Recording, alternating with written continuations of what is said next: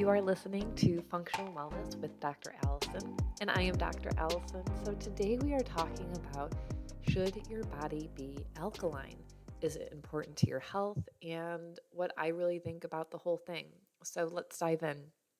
You've probably heard that you need your body to be in an alkaline state because cancer and inflammation grow in an acidic state, and it all sounds very scary, and everybody wants you to take their potions and their water and their supplements, and it does sound convincing, but what does this really mean? So let's start with, what does alkaline versus acidic? What is pH? So pH is a state of balance in our body, and it helps our body perform in different ways. So a pH of 7 is neutral, under 7 is acidic, and over 7 is alkaline. So it's true that we need the right pH levels to have good health and a healthy body. But this does not mean that you can eat something and change the pH of your tissues. We actually have a wide variety of different pHs in our body. So our blood is a strict range of 7.35 to 7.45. And anything above or below that means death or severe illness. So you don't want to change the pH of your blood. What about other tissues? Your stomach ranges very low on the scale and highly acidic, which is 1.5 to 3.5.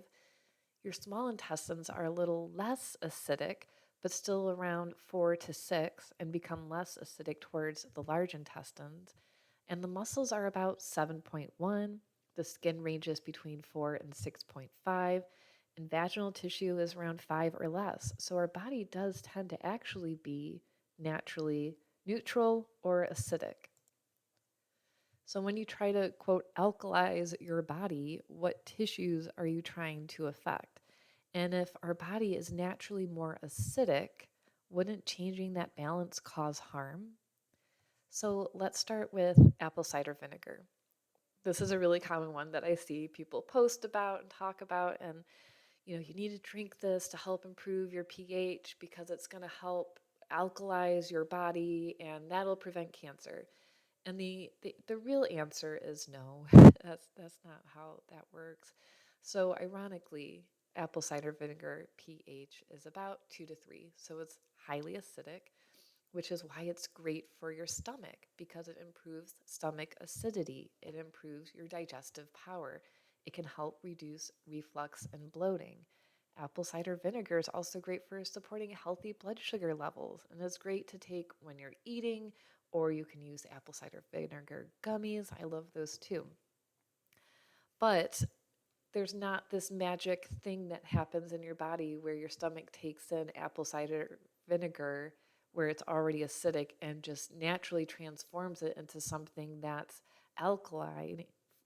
It doesn't work that way. So I think when holistic doctors or wellness influencers are saying that apple cider vinegar helps reduce acidity in the body, what they're actually talking about is reducing inflammation. But somewhere along the line, we got into this alkaline conversation, and we don't understand the difference between changing the pH of our body and inflammation. So unless you're experiencing severe disease, like diabetes or kidney disease, that can actually change your blood pH, and that means you're in the hospital. We need serious help. But just taking apple cider vinegar is not going to change your tissue pH, which is a good thing, right?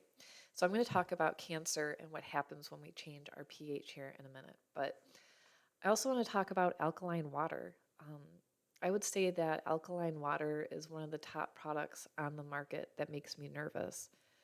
Water is one of the most common substances that we're putting in our body on a regular basis, right? We're supposed to be drinking half of our body weight in ounces of water. So if you weigh 200 pounds, you should be drinking about 100 ounces of water a day. That's a ton of water in a healthy way, right? But what we don't know is what happens when you're constantly putting alkaline liquids into an acidic stomach, especially if you're drinking the right amount of water every day for your body. So What I have seen with a handful of my patients that are drinking this type of water is that their acidity in their stomach is becoming weaker because it's constantly fighting this alkaline water. And especially if you're drinking water when you're eating, that means you're stifling the pH of your stomach, and your stomach's not going to be able to digest and perform like it's supposed to. So now we're having more reflux because the stomach's trying to get rid of the food. Now, the other issue that I see, and I'm also worried about, is that this also alkalizes the pH of the small intestines.